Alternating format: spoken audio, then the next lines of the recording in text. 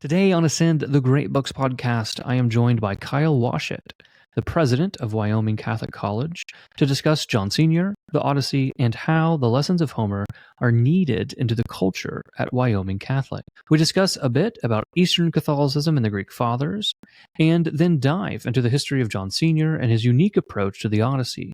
We'll explore Odysseus' denial of immortality on Calypso's island, how Achilles was a sacrifice to maintain the cosmic order of Zeus, and how Odysseus' return home is a restoration of culture. So join us for a wonderful conversation exploring the lessons of the Odyssey and how we can apply them today.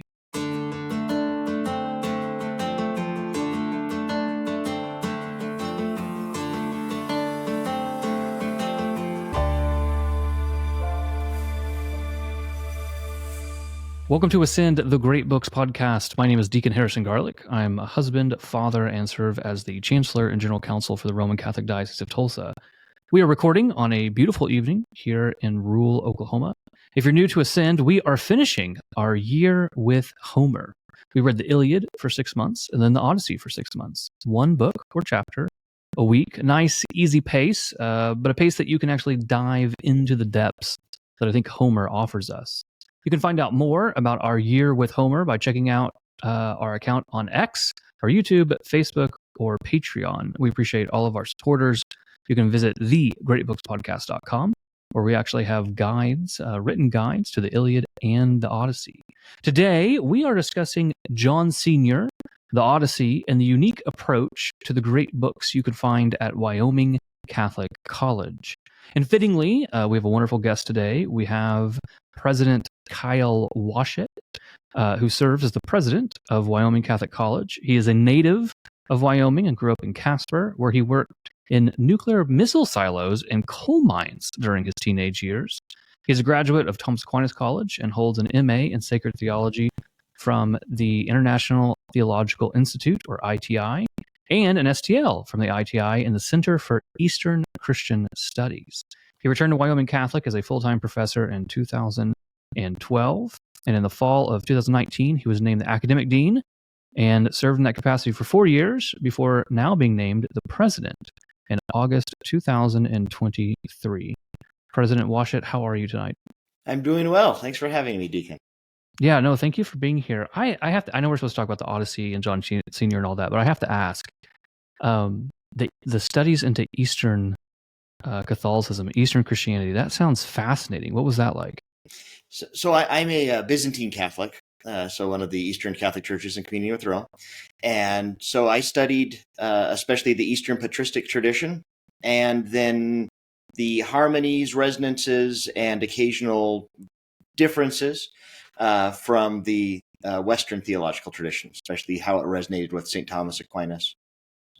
Then did so really steeped in the Greek Fathers. That was the joy that I got. I got to read a lot of the Greek Fathers, which was a delight. No, that's beautiful because it makes more sense now, because I think, not too long ago, I was discussing some of the theologies of St. Maximus the Confessor, and I think I was somewhat struggling. I was like, I didn't understand this idea, something about the incarnation, etc. And you just kind of like swooped in and clarified it. And so now that makes so much more sense now that this was your background. What is there a particular patristic on the Eastern side, like a Greek father, that you particular draw near to? Oh, so I love St. Maximus the Confessor, in fact. Well, there you go. Yeah, I find him a just wonderful character who spent a lot of his time in fact, North Africa. So has a spiritual kinship, at least geographically, with St. Augustine, even though he's very much a product of the Eastern patristic tradition. And while his writing is never going to win any awards for easy reading, I find that his insights about the incarnation are just marvelous. They are marvelous. I recently read, I was drawn to him because of my studies into Eros, right? The Greek love Eros and that whole tradition. And I had read St. Gregory of Nyssa and St. John Climacus and a few other on the Eastern side. And I was drawn to St. Maximus, and I recently read his 4 centuries on love and adoration out of the Philokalia. Was I at least in the ballpark on how you pronounce that? Okay, good. I'm from So, Wyoming. You shouldn't ask me how to pronounce well, things. I'm from Oklahoma, so I don't know who wins that battle there. Okay. So it's fine. So a guy from Wyoming and a guy from Oklahoma are going to talk about the Odyssey tonight. So it's good. Life is good. No, but I really have enjoyed the Eastern Catholic Fathers. They've been a joy to read. I fell in love with Plato Symposium a few years ago, and that's kind of just haunted all of my thought since then, even my political thought. And so I really wanted to understand where did this come into Christianity? And authors like St. Gregory of Nyssa are just wonderful on this, right? Like Moses ascending Mount Sinai is an erotic act. It's an act of eros. And then he enters into the bright darkness of God, right? Just this like gorgeous writing. One thing I really appreciate about the East is that they always seem to have sanctification in mind, or theosis, right? So no matter what they're talking about, they don't seem to go very long without tethering it back to your own spiritual life. It Right. seems to just always be like this anchor. And it's one thing I really appreciate about the Eastern writings is they just seem to always keep in mind the ascent of the soul to God. And how does this, so if we're studying the incarnation, and we're studying something sometimes that can seem very abstract, they immediately tie it back in to, oh yeah, and this is how it helps you to become more Christ-like. This is how it helps you to ascend to God. No, in fact, that's teaching. Junior year, everyone does Christology here. And in that Christology course, we do a lot of the Greek fathers and the somewhat complicated, occasionally for the outsider, tedious history of trying to parse exactly what the theological debate is. And that is the thing that helps carry through the subtleties and the linguistic difficulties and the rest, is the conviction that these Greek fathers have, from St. Athanasius through St. Cyril of Alexandria, Maximus the Confessor, John of Damascus, that all of this is about your divinization, is about your embodiment of the mystery of the incarnation here, and what you're going to realize that ultimately in the eschaton. It's a beautiful approach to theology that I very much appreciate. Okay, so last question, or I will take up the entire podcast on this because I find this fascinating. But so if someone's interested in like the Eastern side of the faith, like the patristics, like what early church father writing would you say, hey, like this might be a good place to start? I think the most accessible entry-level reading is St. Athanasius on the Incarnation. I think it's just beautiful, accessible, and it's all the glory of the Greek patristic tradition right there. After that, I think Gregory, the theologian, Gregory of Nazianzen, his oration on Christmas and oration number 40 on baptism, I think are just marvelous. As long as you just go into them, just read them for the delight of the wordplay, the delight of the imagery, what he's doing. I think those are both just incredible, great jumps into the glories of the Greek fathers that are not overly technical. You don't have to have a huge amount of historical background to know them. And I find them electrifying. All right, everyone. Well, there's your reading list for an intro into the Greek fathers. Okay, so pivoting to the topic at hand. So as a preliminary, like tell us about Wyoming Catholic College. So Wyoming Catholic College is a young college. We're 17 and a half years old. We were started in 2007. We had our first students in 2007, started by Bishop David Ricken and a parish priest here in Wyoming, and a professor who was teaching at a community college who became the first academic dean. And they founded it on the conviction that Our Lady wanted them to start a college, which is a bold conviction in a state that had no Catholic high schools, and which has more cows than people. But they were, really felt in a way they couldn't quite articulate. Our Lady wants us to start this college that is going to be in a remote mountain town, be devoted to an experience in the wilderness, 3-week backpacking trip, another 7 weeks of outdoor experiences, a semester of horsemanship, coupled with an intense great books program, this incredibly rich theological curriculum, where you're reading the fathers and the scripture and Aquinas and the church documents, a perennial philosophy that's rooted in Plato and Aristotle and going through all of the major traditional modes there, reading the ranges of literature, and putting all of this together, memorizing poetry and the rest. They're convinced that this is the thing they should do. And then the founding bishop, in fact, is sent immediately after the starting of the college to Green Bay, Wisconsin, where he then approves the Marian apparition of Our Lady of Champion, which 150 years before, Our Lady had appeared in rural Wisconsin and given the message to gather the youth in the wilderness and teach them for their salvation. And the bishop realized, so obviously in rural Wisconsin, that message meant something slightly different 150 years ago. But the fact that that apparition is now approved only now means that this next phase of the new evangelization, this Marian call to go into the wilderness for renewal, for study, for prayer, is the thing that the church needs in every age of renewal. They need this time to go on a wilderness retreat. And that's what we're doing at Wyoming Catholic College. That is beautiful. I have to ask you, though, about the horsemanship, right? So this is something that on its face, I actually really appreciate. Like you read the great, I mean, just imagine like being a young man, you get to read Plato, in the afternoon, in the evening, you get to go ride horses. But what's like the pedagogical purpose? Like, why did you guys incorporate horsemanship into the college? So Socrates had two really famous students, Plato and Xenophon. Plato wrote all of the dialogues, trying to capture and lead the souls of the readers through the instruction and virtue that Socrates gave him. Xenophon went on an incredibly intense military hike and wrote the story of that in the Anabasis, and then wrote the first book ever written on natural horsemanship. But I think that's not an accident. I think, in fact, Xenophon was aware, and you catch this in Plato's dialogues, that horsecraft is soulcraft, that the art of forming the soul needs a mirror so you can understand and you can see it. And Plato emphasizes in various dialogues that comes up in philosophical conversation, but the image he uses very often, whether it's the Republic and the Phaedrus at various points, is going to be of horsemanship. And that there really is a way in which when you're working with the horse, your soul, certainly the passions of your soul, become more evident to you in a mirror. And there is this way in which you're able to read Plato in the afternoon and then put into practice in a very concrete way the kind of ideals that Socrates is proposing. And so that's very much the pedagogical purpose for it. No, I appreciate that, particularly the analog between like horsemanship and mastery of your own soul.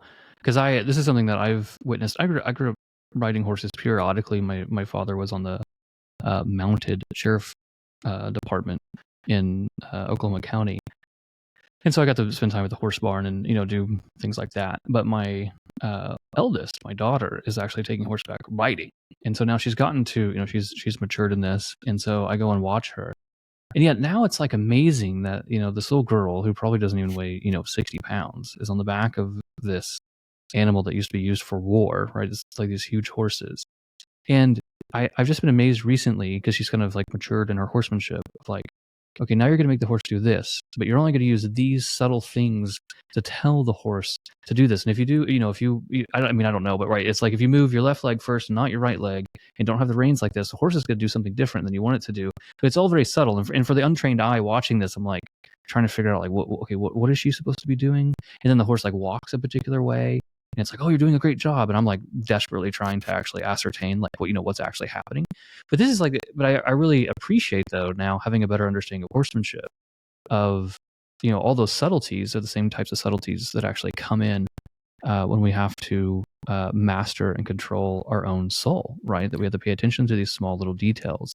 And I think that's really important. I think it's brilliant to incorporate that into the great books. I'm not really sure if you guys have a lot of competition on that. I'm not sure if there's a lot of competitive. No, we're pretty unique. I think it's a tradition that's pretty fundamentally rooted, right? Xenophon and Plato were both very aware that, if you work well with a horse, you work well with your soul, which means you work well in the governing of the city, right? These three tiers: horsemanship, soulcraft, and then politics. There's this great tradition that I think was just in some ways presumed because, I don't know, until a little over 100 years ago, everyone who is in fact engaging in the great philosophical liberal studies does in fact know how to ride a horse and work with that. And even the cowboys that settled the West are bringing their Shakespeare and their Plutarch, and you read True Grit and they have this elevated diction from reading all of these great books that formed their imagination while they were on horsecraft. So it's really only a relatively recent split where you need to intentionally recapture that, which is in some ways presumed by the tradition that we're studying and immersed in. No, that is excellent. So I assume, kind of taking a step back and looking at Wyoming College and really the great books tradition as a whole, I'm assuming as the president, like, you get to do fun things like, travel and maybe talk to young people why they should come to Wyoming Catholic and X, Y, and Z. And so, like, when you talk to these young people and you're like, oh, Wyoming Catholic, it's a great books college. And they say, well, why should I study the great books? Like, why should I go read in Homer and Plato? Like, why do I need to read, these old thinkers, right? I just need to go to some tech school or some, the school with the best rankings. Like when they ask you, like, why read the great books? Like, what do you tell them? So the first thing I ask is just, all right, so why do you want to go to a tech school? And, they'll say something like, well, so I could get a good job. And you say, okay, why do you want to get a good job? Well, so I can make a lot of money. Okay, so why? Well, so I can have kids. And, and so then you can send your kids to a good school so they can get into a good college so they can make a lot of money so they can, and you start to get a sort of hint of Ecclesiastes' vanity of vanities that comes out in the conversation. And they say, well, no, that's not the only thing I want to do. I really want to live a good life. I want to live a great life. I want to be a great human person. And you say, all right, but you're going to spend all of your time and energy on what you're going to do 40 hours a week, 60 hours a week, depending on how intensive your job is, really becoming an excellent technician, really becoming an excellent lawyer, or whatever the case may be. And you're thinking you're going to pick up being an excellent human person on the side. It's just a thing that, it's in the air. And then you ask, well, this is very Socratic, right? Well, does it seem like everyone is able to pick up being an excellent, truly great human person on the side? Is that something we see lots of great examples of that? Okay, no. So, all right, so what's the devoted study to that? And then, in fact, wouldn't it make sense to go to the tradition that's sort of weighed out all of the best and the brightest that have thought about this and said, these are the fundamental standards, these are the guides. And the books themselves are not enough. I think that's why we're going to stress the importance of the cell phone fast and the outdoor backpacking and the horsemanship and things that we do at Wyoming Catholic. There needs to be a culture there that supports it. But at the same time, there needs to be a teacher, really great teachers, who have thought deeply about the question of how to be excellent, how to be great, and give you some guidance. And then when you read Homer or you read Plato or you read Aristotle, looking for guidance on how to be great souls, you find these are the best teachers in the world. They're amazing. And then you go to the Gospels and you read them in context with that. And then you read the fathers who are building on that. And then you read Dante or you read Virgil. And you realize there's this wealth of tradition, this wealth of focus on, for lack of a better word, soulcraft, that's focused on making you a great, truly great human being. But you need to go to a great education. You need to submit yourself to great teachers to achieve that kind of greatness that you're made for. No, that is excellent. It occurred to me a while ago, because I don't think I would say I grew up with like a strong understanding of education. I'm a convert to the faith, and while a certain level of like intellectualism was appreciated in the home, I don't think there was a lot there of like what university to go to or different pedagogies or things like that. That was very foreign. Like even the great books would have been a very foreign concept. I don't think I even read Plato until maybe my master's. I went to Ave Maria University. But before that, I was at a Protestant school. It occurred to me at some point that, particularly when I went through law school, that most modern education is simply a training, right? It's literally just training me. And I remember, the juxtaposition was quite clear to me after leaving Ave Maria and reading Plato and St. Thomas Aquinas, etc., in grad school, and then going to law school, where we never even talked about what justice was. Like we never talked about like what a law is or what a law is supposed to do or justice or the polis or anything about this. It was literally just a logic game, right? It's like, okay, here are the rules. Here's kind of the arbitrary rules. There might be some context for them. And therefore, like, who's the most clever at, who has kind of the greatest kind of technical skills to kind of solve these problems that are presented to you. And while certainly, there's a certain skill set there to be respected, but it had no context. It wasn't rooted in anything, right? And so like when I was going through law school, a lot of the major Supreme Court cases that have come up in the last, 2 decades were coming through on, what does it mean to be a human person? What's marriage? What's love? What's these kind of things? And those debates would happen in class and you immediately realize that no one has any context whatsoever. There's no anchoring to like what justice is or what the polis is or what's the purpose of law, right? There's no teleology. Like no one even understands what we're actually supposed to be doing here. But we get like, little awards if we solve the logic games. And it really did dawn on me going through that experience how much of modern education is simply a training. Right. Well, Wordsworth is seeing this. He has this poem. Our students end up memorizing this poem We memorized about 30 poems over the course of the program, but one of the first poems they memorized while we're reading Homer, in fact, is this poem called "The World's Too Much With Us." The world is too much with us, late and soon. Getting and spending, we lay waste our powers. Little we see in nature that is ours. We've given our hearts away a sordid.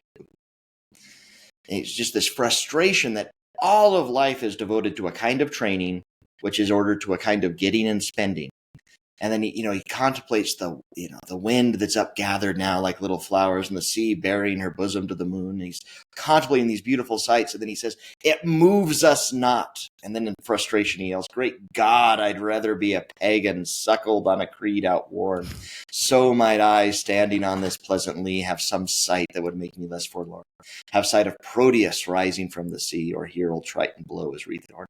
And it's actually a great poem to read about the time that we're studying the Odyssey, because there's this deep angst in Wordsworth that, look, education life is constrained in this getting and spending and training. And oh my goodness, if only I could see some fantastical thing like Proteus that Menelaus is wrestling with in book 4, or if I could see Triton, who, these are not friends of Odysseus. These are, people who are warring against men for the most part. Poseidon, the great man who's fighting the man of the Odyssey, but he just wants something that breaks him out of mere training, mere concern with getting and spending. And the students resonate with that. We're living in this wonderfully successful civilization, right, which has done great things monetarily and with technical training. And yet they have that sense that Wordsworth does. Oh my goodness, if only there was something more enchanted, more glorious, if only I could be moved by the glories of nature like my pagan forebears. That's what my heart really wants. But you're right. Education, for the most part, doesn't even raise that question. It says, well, what do you want to be when you grow up, from the time you're in kindergarten? And the only approved answer is, how do you want to sell your labor? What kind of training do you want to go with? If a little kindergartner says, I really want to pursue arete and be transformed by the, contemplation of the meaning of man and mortality, the teacher would be really weirded out and say, no, I mean, how do you want to earn a paycheck, right? That's what we're trained from the first question in school all the way through. That's what we're doing. I have a bunch of little boys running around this house. I've got 5 kids now, and 4 of my boys are under 6. And I'm totally going to start training them to say something like that. I'd be like, what do you want to grow when you grow up? Be like, I want to contemplate the Platonic forms and be a good man. Like, I'm sold. I'm done. Great, I can't wait, because I'm just going to slowly do it and not tell anybody. And then inevitably someone at their school is going to ask them, and they'll be like, you're a Garlick kid, aren't you? It's like, yes, you are. Yeah, no, I really appreciate that. So how do you want to crack this open? So, because I think Wyoming Catholic, my understanding is that you guys kind of have a unique approach overall, even to the great books, and the Odyssey kind of plays an important part in your pedagogy. So where's like a good foothold for us to start? Well, I think we could talk about why John Sr. sort of is the intellectual grandfather of Wyoming Catholic College. Dr. John Sr. taught for 3 years at the University of Kansas. Well, he taught for longer at the University of Kansas, but he had the integrated humanities program there, the Pearson Institute, that gave rise ultimately, the graduates of that program became Benedictine monks that ultimately founded Clear Creek Monastery outside of Tulsa. And then other graduates of the program started Wyoming Catholic College.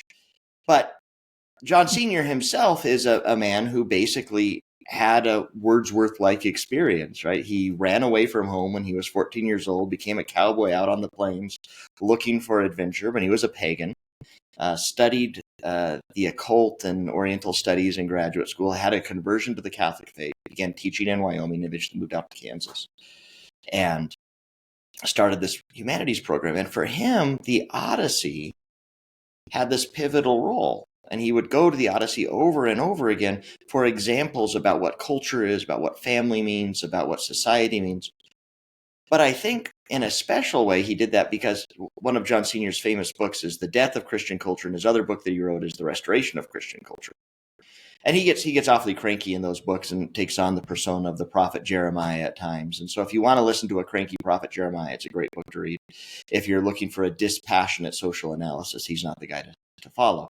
But the reason I think he loves the Odyssey is a book about a civilization that's been broken by a fundamental original sin. And it's about how you put the civilizational pieces back together. If the Iliad is fundamentally about the sacrifice that Achilles needs to offer so that we can maintain the order of Zeus at the level of the divine and create the sphere for immortality, the Odyssey is fundamentally, all right, well, once you've had this huge disruption, this huge cosmic sin that required the great sacrifice of Achilles and the destruction of Troy and all of that, there's a lot of carnage. And the homecoming and the rebuilding of the culture is the necessary conclusion to the saving of the order of Zeus.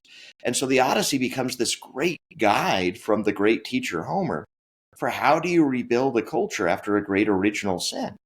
And how do you instantiate the witness of this godlike sacrifice in a hearth culture? And that's very much what John Sr. is focused on. And he realizes that we've lost that. And so in the great blow that modernity struck to Christendom, there's this new rupture, this new original sin that sort of broken out in Christian civilization. And the question is, not only are we looking for someone that can explain to us the story of the sacrifice that maintains the cosmic order, we know that, and we know there's great theology written about it. But Senior's concerned with an education that helps us craft a culture that makes people capable of hearing that theology. The hearth culture that embodies, that's passed down from father to son around the family, that culture is the essential carrier of the liberal arts tradition, of civilization, of religion, of piety, and the rest.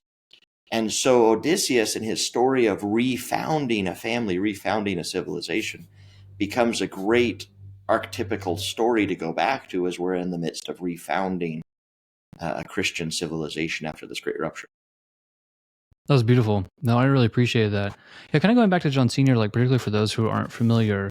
So Integrated Humanities Program, this was in what, the 70s? 70. Correct? So it ran from really only 3 years, 75 through 78. And like my understanding of it is like, he came in and he created this like incredibly poetic, great books program that was incredibly attractive to students, that was offering them, an insight into wisdom in a certain life that they weren't seeing anywhere. And this became overwhelmingly popular. And, long story short, it actually got shut down because of its popularity, right? Because of its popularity and successful conversions. You have a bunch of people there in the mid-70s who are showing up at a state university and all of a sudden converting to Catholicism in droves, which is not a great thing to do in the 70s at a public university. Right. And just like, maybe to, as you pointed out, this is the germination of the Benedictine monastery of Clear Creek, which we have here in Oklahoma. If you're unfamiliar with that, please look them up. They're a traditional Benedictine order, celebrate the Latin Mass. Beautiful. They're on the 1,000-year plan, building their church. It's an amazing community. I've gone up there, spent time. Father Abbot washes your hands before you eat with them, and they're self-sustaining, right? I mean, they have their cattle, they have their bees, they do this, they live off the land. I'm not really sure there's a whole lot of difference between them and living in the 1200s, right?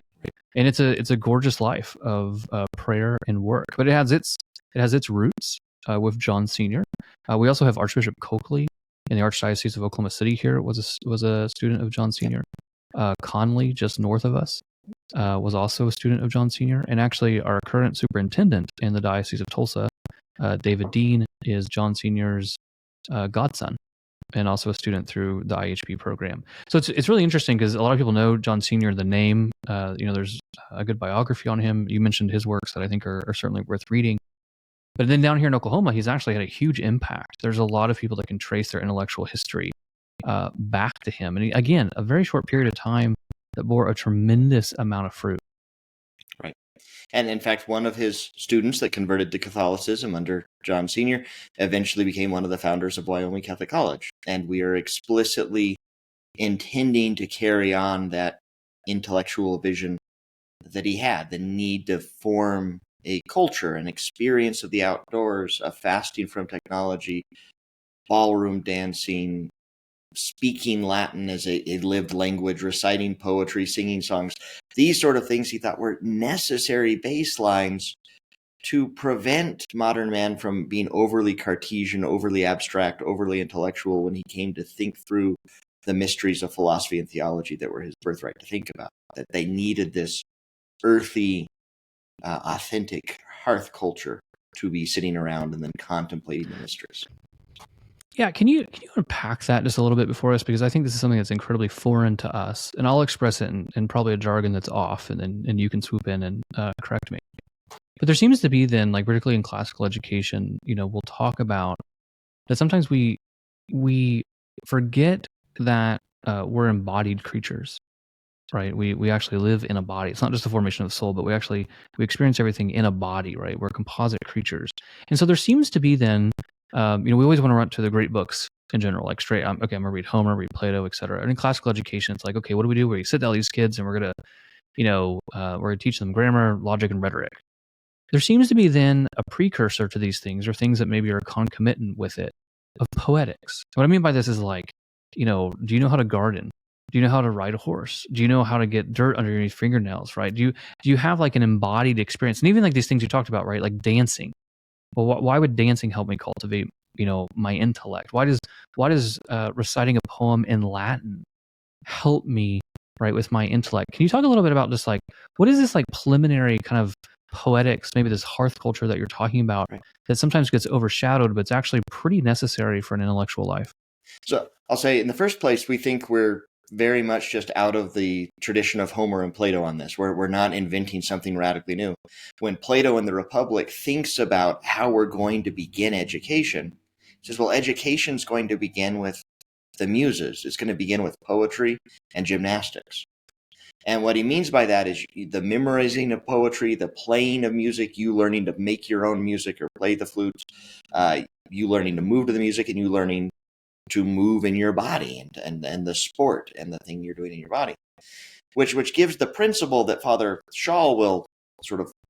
James Shaw will clarify or interpret, put a gloss on what Plato says there, and say you can tell the disposition of a society to education by the kind of music and sports that it has. The music and the sports that it has show a kind of disposition of the mind. And that's because the mind, when we think, and Plato's even aware of this, despite various accusations of various forms of dualism or things that come, he's very aware that when we think, it's an interaction of the soul and the body in certain ways. And if you're not attentive to the way the soul's interacting with the body, you're not really thinking about what human thinking is. There may be great moments when we sort of separate and contemplate the form, but we've got to be attentive to the way the soul's in the body for thinking. And in fact, the thing he'll say that begins philosophy, the experience of wonder, eventually will be used by Thomas Aquinas as the distinctive mark of the human intellect. Embodied intellects feel wonder.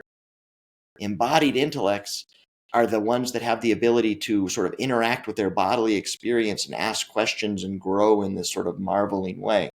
And so that's how he proves in his Christology why Christ must have a human intellect, because in the Gospels we're told that he marvels, that he feels wonder.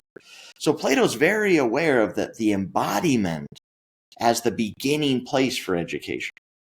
And I think you can think of that, you can see that then in a second step, we can see that at a sort of moral place. So at an epistemological way, that's just how we know things. That's how we come to know things. And we can distort the way we're knowing if we're not attentive that we're bodily knowers. But there's also a moral sense to this, which is really important. St. Paul tells us that knowledge puffs up. So if you're a successful teacher, you're getting a lot of arrogant kids. And so there's necessarily a question of, well, what's the moral disposition that is being brought to knowing? And again, Plato's very aware that the thing that moves the entire education process of the city is the good, is the truth as a common good, is something you enter into and participate in. Which means we're saying the truth is a good, there's a kind of moral disposition to the truth that we need to cultivate. And that moral disposition is one of humility. It's one of realizing the truth's greater than us. It's also one of realizing that I need to share it and I need to protect it. And when Plato talks about the education of the poetry and music, he's talking especially about the education of the guardians, of the men who are trained to defend and protect the truth that's been entrusted to the city. And I think what we see very often is that when classical education, the classical education is what gave us Descartes, for example. An overly disembodied classical education that's not thinking about the way we know in a body, the experience of wonder, the moral obligations we have to the truth, both for sharing it and defending it, all of which involve us as bodily beings with thumos and eros and these sort of aspects of our ability to know, our desire and our spiritedness. If we leave that aside, we get really distorted modes of education. So that was a rant a bit, but there it is. No, it's beautiful. I deeply appreciate it. And I think it reveals to us a certain level or aspect of education that is often neglected, even neglected maybe in classical circles, right? Sometimes we focus so much on the curriculum, like what should they read, what should they do this, etc. We forget, like, actually running around and being athletic and playing amongst the trees and touching grass is in certain ways just as important, right? And there's another way to express this, right? Where we talk about, just a certain realism. And this is why I think a lot of, classical education and certainly Wyoming Catholic and other places really start to shun screens in the virtual, right? It's like we're in Plato's cave and then we decide to dig a hole, right? Like that's how that works. And so, no, I mean, I appreciate it. Our local classical school here that we have at our cathedral, I think there's like one screen in the entire school that's in the art room, so they can show up, certain types of art, so the kids can like draw it.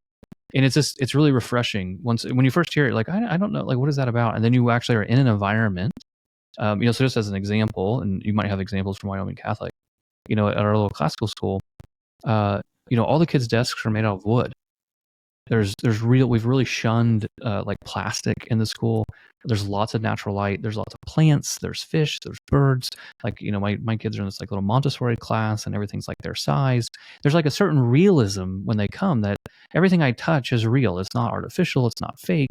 And then that helps the kid, I think, open up in a certain kind of poetic way, in an incarnational way to, okay, well, then the things I'm learning are also real, right? Everything around me is real. I remember a similar conversation.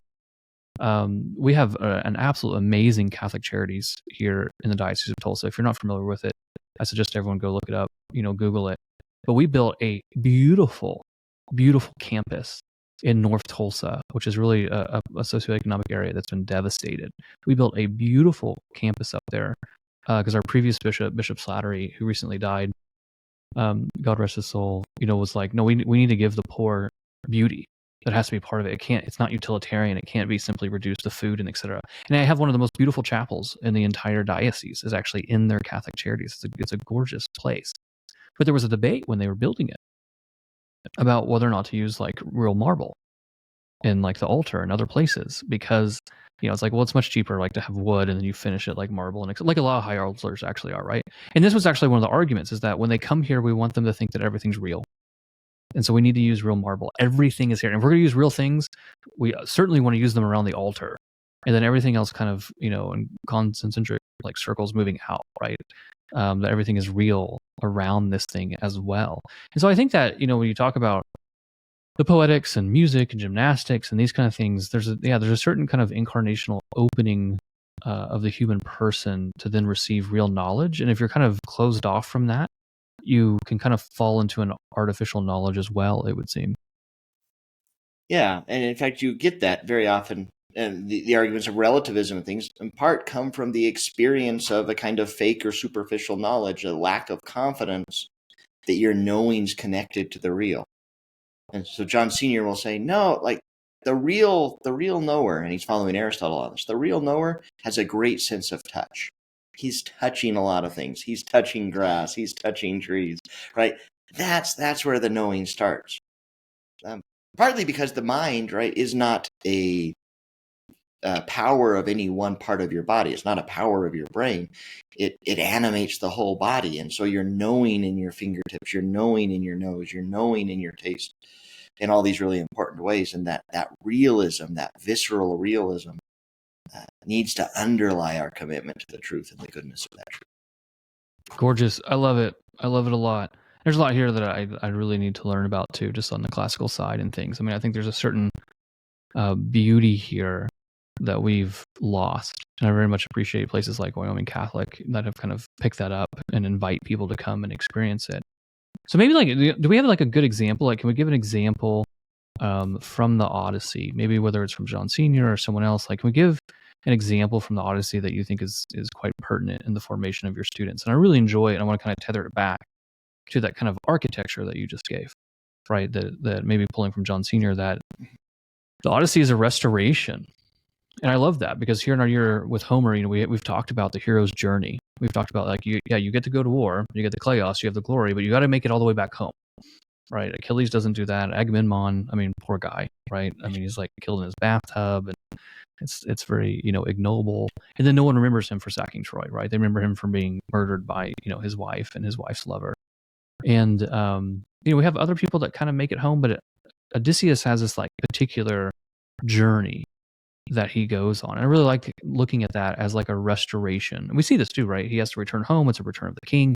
He has a house that's fallen into disorder. Fatherlessness has wrapped not only his home, but actually, I think, a good argument for all of Ithaca. I think that's a whole lesson in of itself, is how fatherlessness kind of breeds instability inside of the polis. And I really like this overarching picture of his return, the return of the king, is a return of order inside of the home, right? So what's like a good example from the text that you guys maybe pull from as you're trying to explain this from your to your students?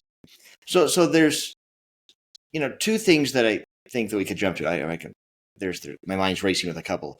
Well, just make the first note, right? Just even the way you're supposed to think of Odysseus is very much in his particularity. And the thing that's striking about Odysseus, right? He's the only one of the heroes that eventually returns and has his son and his father. So Achilles doesn't return, but his son does. Menelaus returns, but he only has Hermione, and Hermione marries off to Achilles' son, but there's no son to go after Menelaus. Nestor returns, but his son died at the war. Agamemnon returns, and it's just a total mess, right? His wife kills him, and Orestes goes off, and he's pursued by Furies. It's a nightmare. Only Odysseus is going to come and restore all of the orders of the home. That namely, the Odyssey, you might think the Odyssey should end after the slaughter of the suitors, but there's this long. Then he comes to Penelope, and okay, now it ends. No, but then he goes to his father, to Laertes, and in every one of these stages of recognition for Odysseus, it's the particularity of the home.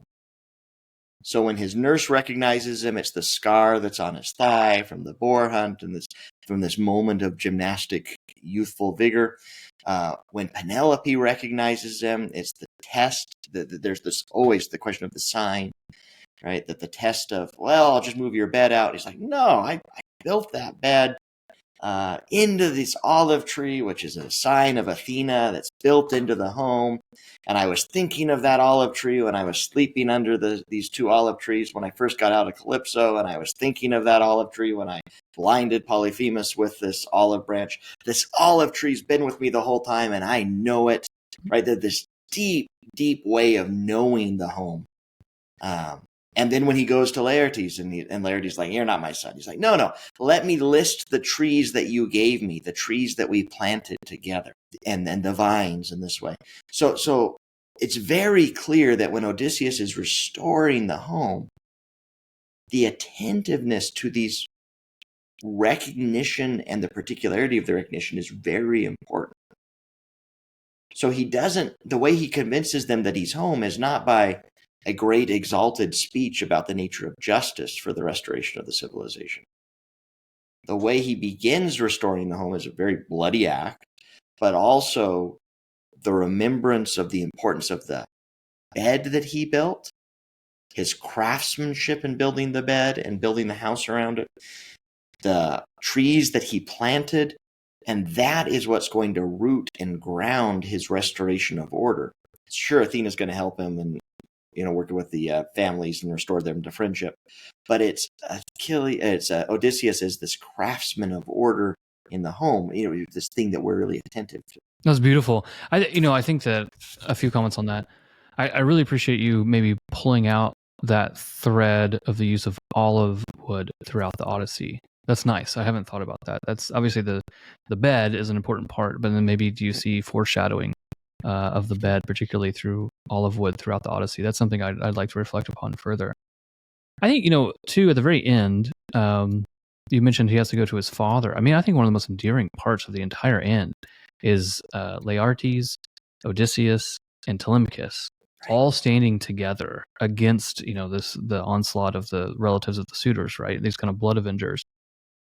And Odysseus and Telemachus are kind of vying, about bravery and these kind of things. And Laertes actually, like, his heart warms, right? Like, how blessed am I to see my son and my grandson trying to outdo each other in, like, valor, etc.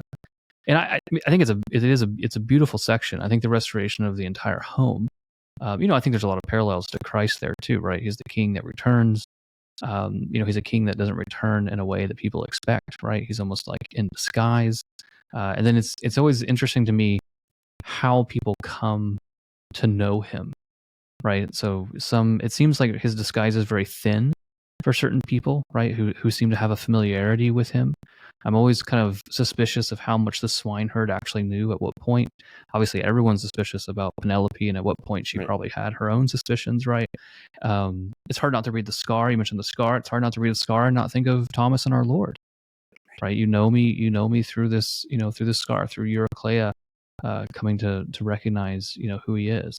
No, I think that restoration. I mean, I've talked about, our year with Homer, my own struggles. Like the first time I read it in a group, I read it with a group that was like, man, Odysseus is amazing, and he's just like, he endures everything and perseverance. And I oscillated too far, right? I pushed back too far and really got wrapped around the axle. And was like, no, he's a terrible human, and look, he loses all his men, and he uses them as a meat shield, and he sacrifices people, and he's not honest, and X, Y, and Z.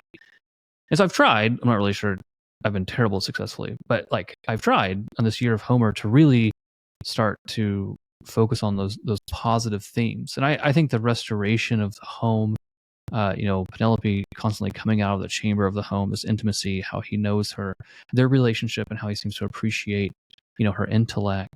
No, I think these are all very good things, and I really like that kind of overarching narrative, that architecture, to look at. This is overall a restoration, not simply of his home, but like the damage that was done because of the Trojan War.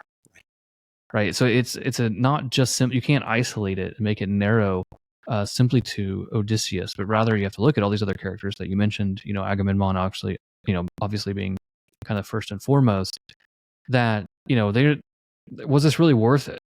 Right. I love the Oresteia by Aeschylus, and I think he really leans into this fact of like, was this really worth it? Like, why you come back, Odysseus comes back with no one, Agamemnon comes back with one ship. There's whole now missing generations amongst these polises. Was this really worth it? And so, no, I think looking at Odysseus as an overarching character that then brings healing and restoration, even like, if it could mimic as much as it can a pre-Trojan War era. No, I think that's a beautiful way to look at it. And there's really a way there, right? Because the concern for Homer, right, is Achilles and the question of mortality. And that, Zeus has in some sense deprived him of immortality by marrying Thetis off. And so now there's this son born of Peleus. Okay. So that Achilles can't be greater than Zeus, and it preserves the order of Zeus. And so now Achilles is in a certain sense a sacrificial death for the preservation of the order of Zeus. All well and good. And that encapsulated what's going on in Troy and various things. But then the question is, all right, what does that mean for men? If initially we're responding with the rage and the fight and then the struggle to preserve the order of Zeus, what's it mean for us that this great sacrifice in the heavens took place and the order of Zeus has been preserved and he's keeping peace amongst all the gods? Great, fine. And there's now no longer the same kind of generation and incest and fighting that's going to keep going. But Odysseus is really founding the order post the order of heroes. Right, he's very definitively leaving it. He has various choices, right? He's invited, even captively held, to enter into the divine generation and all the struggles amongst demigods and things that happen. He is invited to look upon Hercules, this great hero who is sort of split, his divine self that's in heaven and his human self, or this darkment of himself, the image of himself that's down in Hades. And Odysseus is offered over and over again this chance to sort of live this sort of duplicitous twofold life, or leave behind and go into the heavens. And instead he goes and founds the post-heroic order of men, incarnates the meaning of mortality that Achilles died for. But that's a real struggle, and that requires a cross-generational thing. And it requires a healing of all of those offenses against guest friendship and hospitality that are not just sanctioned by Zeus, but somehow are part of the marriage bed and the guest friendship and hospitality and bards and poetry and sports, all of this sitting around, and that's what a feast is for, and ritual sacrifice, all of that.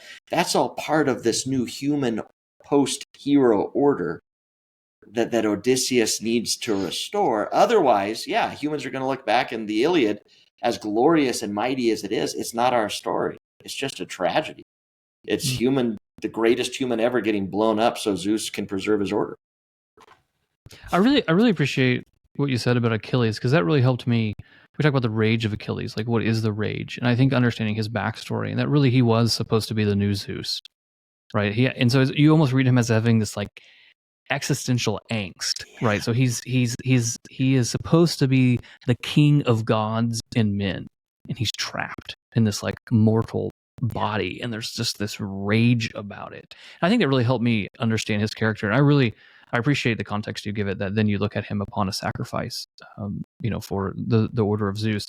And I think that we've had Dr. Grabowski on the podcast, and he's kind of focused on that a lot, of Zeus as this like keeper of order, that he's almost like this, not gardener, but he kind of tends fate to a certain degree, right? He's worried about fate. And if you read if you take the view that Zeus and fate are separate, but Zeus is even subject to it, he has to kind of tend to it. You see this in the death of Sarpedon. He's thinking about intervening, and then I think it's Hera's like, you'll usher in chaos if you do this, right? Chaos, basically will return. And so I've come to appreciate Zeus. There's a certain aspect of Zeus that I think you miss if you just see him as like this kind of goofy god that's basically always trying to take some form and seduce some mortal and do X, Y, and Z. Even though the seducing the mortals, right, is part of the plan, because if he sleeps with mortals, none of their children can be greater than he is. That's part of the plan. Right. And I think you see this, we're going to read, we have our year of Homer coming to a close, and then we're going to pick up Hesiod's Theogony. And that gave me a much better appreciation for Zeus as a bringer of order, because Hesiod's Theogony is almost a praise of Zeus, right? He brings civilization, he breathes cosmic order.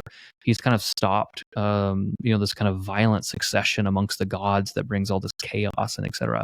And really seeing Achilles as the last real threat to Zeus's order, right, I think gave me a lot of appreciation for understanding maybe what Homer's doing. But I want to tether it, though. I really like what you said, that is the Odyssey moving us to a post kind of heroic age. And I haven't phrased it like that, but my intuition, or maybe even my hope, as I've been reading through the Odyssey, is it seems like Homer, who we take as a teacher, right? He's intentionally trying to teach us something. It's really hard not to take notice of the comparisons between Odysseus and Achilles, right? So Achilles is this, it's just, Thumos incarnate. It's just this rage, military prowess, etc.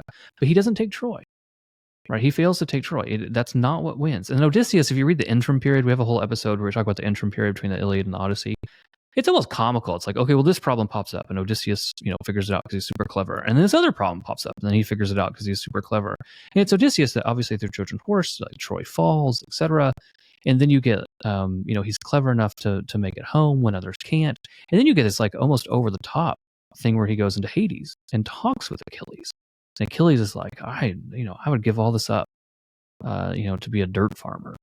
If I could just, live again. And then Achilles is asking about like his son, his family, right? And Agamemnon does too with Orestes.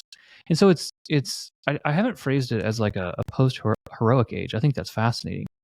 The way, or what I've been contemplating is Homer, pushing us into a different understanding of arete, of excellence, of what it means to be a good human, that there has to be some incorporation of the intellect. Because Odysseus has the thumotic side. We see that in the Iliad, right? When he fights and things like this. There's also times, though, that, Agamemnon critiques him that he might be, using people as a meat shield and hiding back a little bit, etc. But, we know he can be brave. He can be thumotic. But I see Homer, the teacher, pushing us into what is the role of the intellect in being a good man, right? And because it's all over the Odyssey. It's not just Odysseus, but it's Athena playing her primary role. It's Penelope as the matchless queen of cunning. I mean, everyone that seems to be excelling, their excellence is not reducible to military combat. I mean, even obviously, as you know, he uses arete, right, the word for excellence, for Penelope. And that's a huge shift. You have to think like, wait, what is that, right? And that starts to really prepare the soil for someone like Plato, right, where the excellence of a thing is it fulfilling its purpose. So it seems like, I mean, what are your thoughts there? I mean, is Homer the teacher through the Odyssey kind of pushing us more into an understanding of the intellect, that the intellect has to be, and intellect might be a strong word, right? Because like Odysseus is not a philosopher. There is this understanding of cleverness, and you think about the sirens, and they're asking to give him all this knowledge, right? So there is this whatever you want to call it, the intellect, wisdom. It's not really, I don't know if it's philosophy yet, but this understanding that man is not reducible, the good man maybe is not reducible to simply prowess in military combat, but there has to be some cultivation of the intellect. And it's, again, it's hard to always weigh through with Odysseus whether we're supposed to always see this as, it's not clear to me that Homer has the, this is the good bag and this is the bad bag. And okay, Odysseus always is in the good bag, or he's, it's this complicated emerging thing. And in fact, I think that's the nature of the intellect. And you see Odysseus do a number of things, right? Stratagems he does. That he apparently commanded the army and weaved the army together. He, the first thing we see Odysseus doing is building a raft. He's a shipbuilder, and he's also a kind of man who's able to govern on the ship. And so it's an intellect that, again, very embodied intellect, an intellect that women weave things, men build things. Men are carpenters, women are weavers, and they're storytellers. And the stories, may or may not be true, and yet Odysseus also hates falsehood. And so there's this interesting question about how to understand the spinning of these not true tales, while Odysseus is claiming to have utter contempt for falsehood and utter devotion to the truth. Already Homer's trying to struggle with what exactly is this sort of duplicity that seems part of the human mind, that's complicated. And then it's part of wisdom. It's good. You're not getting one over. But it also makes it easy to be tempted into rashness, to doing things that occasionally transgress the bounds, that are ultimately going to be responsible for Odysseus having to die at sea. Not as a warrior, but he's going to have to die at sea to ultimately pay things back to Poseidon. So that I think there's this interesting thing about the mind, right? And again, you get that challenge with the Prometheus giving fire to humans, and Odysseus is in this weird spot. He's always pious. He's trying to work through, well, except for Poseidon, he's trying to work through things, but he doesn't quite get sacrificed right at first. Athena likes him, but he's a little bit shifty. So there's complicated things there. And so I'm not convinced that Homer's absolutely saying Odysseus is the model of what we would say later as moral excellence, but that Odysseus is a kind of model of an excellence, of a founding, of a weaving, of a putting together different orders. Yeah, no, I agree. It seems like it's in flux, because I think that one thing we've talked about on the podcast is that when you read the Iliad, it's Achilles versus Hector. Like like Homer gives us this wonderful contrast, right? And so we're playing this out. When we read the Odyssey, the contrast is Odysseus and Odysseus, right? So it's like sometimes I'm like, oh yeah, this is great. Like he's just, man, this guy's a paragon. Like live your life like Odysseus, and then like 2 pages later, you're like, oh man, that was a terrible choice. Like why are you doing that, right? Because a lot of times, like his intellect is self-serving. You think of him like, I always think of him like not telling his men about Scylla, right? So he knows about these things. He I love like the picture of like, his men are rowing and all of a sudden he shows up on deck, like decked out in armor. It's like, what Odysseus, what are you doing? Right. And, there's different ways to read that, but even as he retells the story, right, it's actually incredibly horrific. And he talks about how the men all called out to him and looked at him as they, were being kind of dragged up by Scylla. And again, like there's layers here, because then the problem is with a whole 4-book analysis of him telling his story is that he's the one telling the story. And so it's like, how do we lean into this? Like how, like, it's funny, like, oh yeah, I went down and met Achilles and he said my life was better. Like, how do you, or I met Hercules. That reminds me of, I was recently reading the Apology, and Socrates is like trying to defend himself in front of 500 Athenians. And he like compares what he's doing to like the labors of Hercules. And you're like, is that really going to win you any favor? And Odysseus kind of does the same thing, right? He like meets Hercules. He's like, oh yeah, you're like me. It's like Dante. And he goes down into limbo and like all the great poets come to him. He's like, oh yeah, you're a great poet, Dante, right? It's like this, it's like, it's almost a comical scene. Maybe to get your thoughts on this. I mean, where I like him the most, like if you had to say like, where do you like Odysseus the most? Like, where does he shine? The coming home story is good, but I really think, and the more I've read it, the more I've kind of wrestled with it.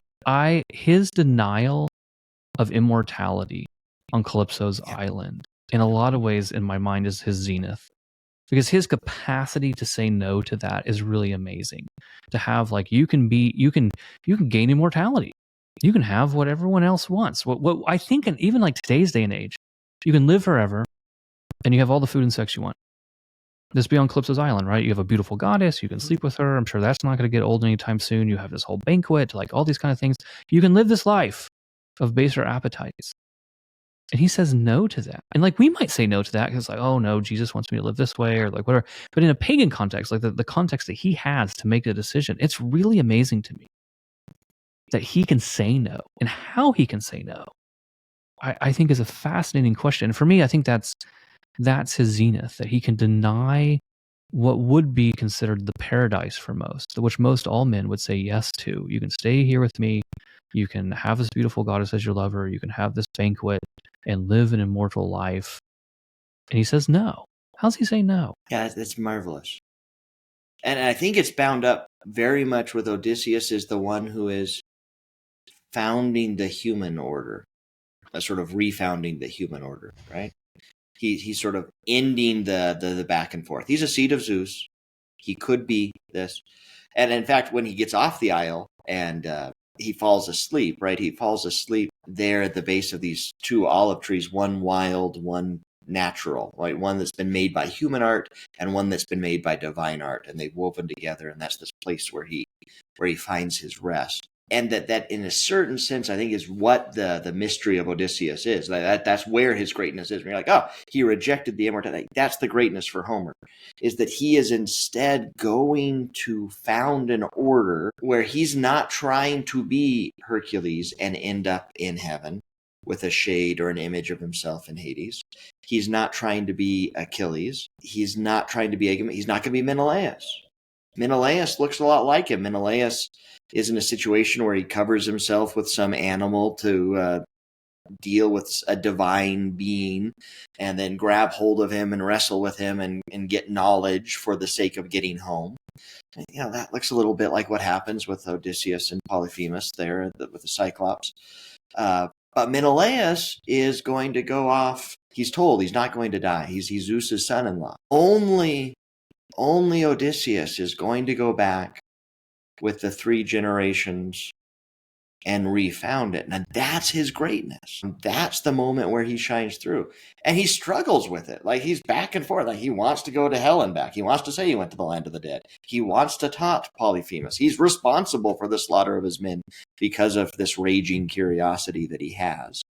This constant temptation to sort of break the bonds of the human order and go to the divine. And he's not really good at sticking in it. But he does ultimately decide to go back to it. And that's what is going to allow for Greek poetry and Greek sculpture and Greek weaving and Greek civilization to carry on. I very much agree. Yeah, I like, Patrick Deneen, Dr. Patrick Deneen talks a lot about Odysseus saying no to Calypso. And he has a brilliant little insight where he points out that I think it's book 5, starts off with, we have Dawn, we have the rosy fingers of Dawn. It's like one of the most famous like little phrases, that and the wine dark seas. But it changes in book 5. It actually talks about haughty Tithonus, the husband of the Dawn. And if you remember that story, Tithonus, Dawn says to Zeus, like, I want to marry Tithonus. He's immortal. And he's agreed. And Zeus grants him immortality. kind of begrudgingly. But Dawn doesn't ask for immortal youth. And so Tithonus like starts to he can't die, but then he becomes this like imploded, grotesque creature, becoming almost like an insect, right? And it's interesting that Homer references him. Deneen, I'm just pulling from Deneen, references him at the beginning of book 5, and I think that dovetails what you said, is that there's something about accepting this type of immortality that is unnatural to man, right? It's appointed to man to die, but also like our death. You think about Achilles, you think about even Odysseus, like it's the risk of death and the embracing of death and the facing of death that brings chaos, that brings glory, right? And so to deny yourself, I think, that type of glory, so I can live in the pleasure cave of food and sex. It's funny in the Greek mind, because the gods seem to represent the worst of humanity. So somehow in the Greek mythology, you accepting to become a god actually is a satiation of your lower appetites. Does that make sense? Right. Like it's a weird dynamic Right. for us. So you go Right. up, but in going up, you actually go low. You actually go down. So I ascend to immortality, and I live a life of my baser appetites. And I don't, and that seems to dovetail into our conversation of like, that's very contrary to any type of Homeric praise of the intellect. Right. Because it's not high, it's low. I'm a food and sex. And so I just, that's where if I had to point to him, like where do you see Odysseus shine the most, or where do you appreciate him? And to do all of that in a pagan context is amazing to me. It's an amazing foreshadowing in a lot of ways. It really is antecedent to Christian teaching. Well, and the fact that what's great, so he ends up on Alcinous' island, and he has this line. This is one of these famous lines of John Senior in book 9, when he stands up and he's been weeping during the recitation of the Trojan horse story. They're like, "Okay, now, stranger, you've got to really tell us your story." He looks out, and now again, Odysseus has spent islands on the pleasure goddesses, or years on the pleasure goddesses island here, right? He's seen the best that there can be, but then when he's here at Alcinous and they've done the Olympic Games and they've competed and they've had the poetry, and he says, "Oh great," I'm going to read in the Lattimore, "Oh great Alcinous, preeminent among all people, surely indeed it is a good thing to listen to a singer such as this one before us, who is like the gods in his singing. For I think there is no occasion accomplished that is more pleasant than when festivity holds sway among all the populace, and the feasters up and down the house are sitting in order and listening to the singer, and beside them the tables are loaded with bread and meats, and from the mixing bowl the wine steward draws the wine and carries it about and fills the cups. This seems to my own mind to be the best of occasions." So the thing that he paints is a picture of a sacrifice, a liturgy. Anytime there's a feast, there's a liturgical event. So this liturgical feast with poetry and games and this sort of ordered household, this ordered kingdom, and that is the best of occasions. This godlike life, Aristotle will say this later, right? The life of a god is in fact no happiness for a man, because he would have to cease to be a man. That the godlike life on Calypso's island, there's nothing to order. He's been there for years, and it's an eternally sterile relationship. There are no children. There is no kingdom. There are no songs. There's not prepared food. There's feasting, but it's not the same kind of thing. There's not sacrifices in the same kind of way. It's a very different experience. And so here in a kingdom hall, where there's poetry and this hearth culture and the games. So again, where I think Plato is getting at, namely poetry and music, where civilization began, or poetry and gymnastics, where music begins.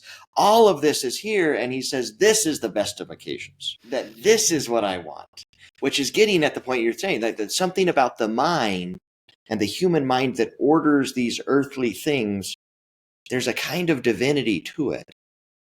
And I think Homer makes that even more clear at the very end, because the last line of the poem says that Athena, in the guise of Mentor, sets all in order, which is kind of mind-boggling because Mentor really messed up, right? Now, he was not particularly good at the things that he was doing. He really messed up. He did not order the house. He allowed for the suitors. He did not take care of Telemachus. But now when Odysseus is here, now there's a kind of divine mentor, a divine mind, a divine steward that is a fresh ordering, like what it was at Alcinous's. And that's the thing that Odysseus was longing for, this harmony of heaven and earth, where the human mind in some way is partaking with the divine in this ordering. I think that's what the Odyssey is about. No, beautiful. I really appreciate it. Do you find it fascinating that their understanding of sacrifice has both a vertical and horizontal element to it?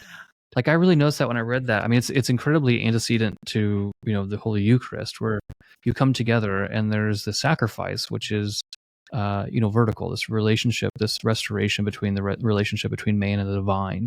So it has this like vertical element to it. But then they always feast. There's always then the horizontal element that the sacrifice actually brings man together with man, and I think it's a wonderful. Religion is a natural virtue, right? We naturally are religious creatures. We naturally want to give God His due, and so I think it's really beautiful that they're even in this like pagan context, the sacrifice is both vertical and horizontal. That the giving to the gods what is due to them also brings man together in these festivities. Okay, good. So as you kind of look at the Odyssey as a whole, you think of John Sr.'s impact on Wyoming Catholic, like any kind of final thoughts or last thoughts that you'd want to share about his use of the Odyssey kind of in the formation of young people?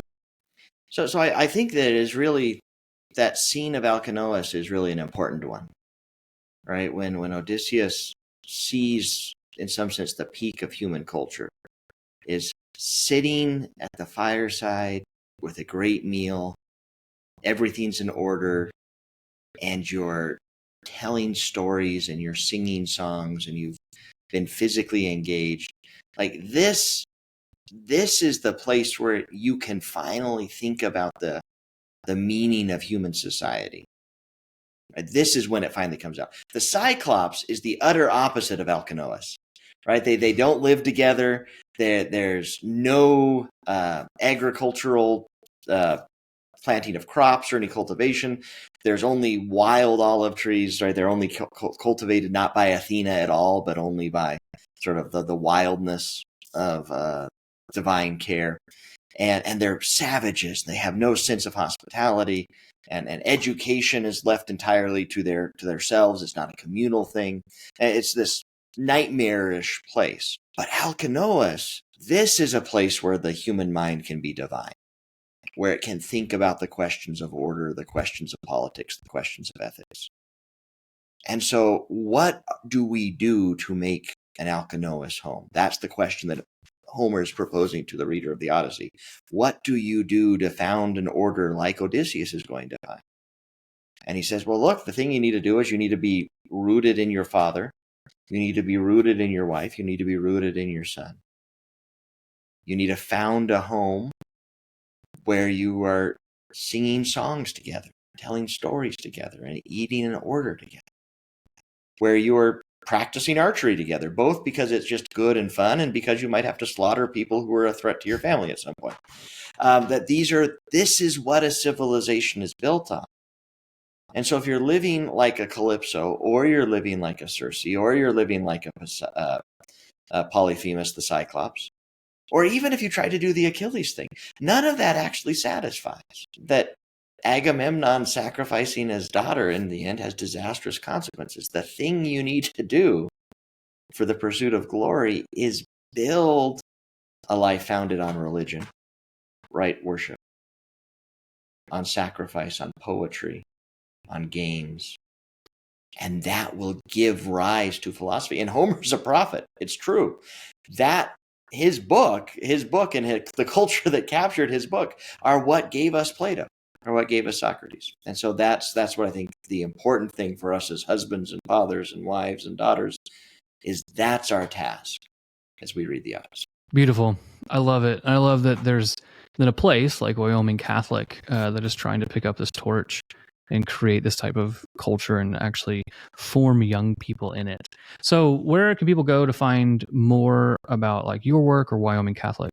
So we do have a website. I sort of say that grudgingly. You can go to the website. You can look about things. You can go follow us on Facebook and on, X and LinkedIn. That's fine.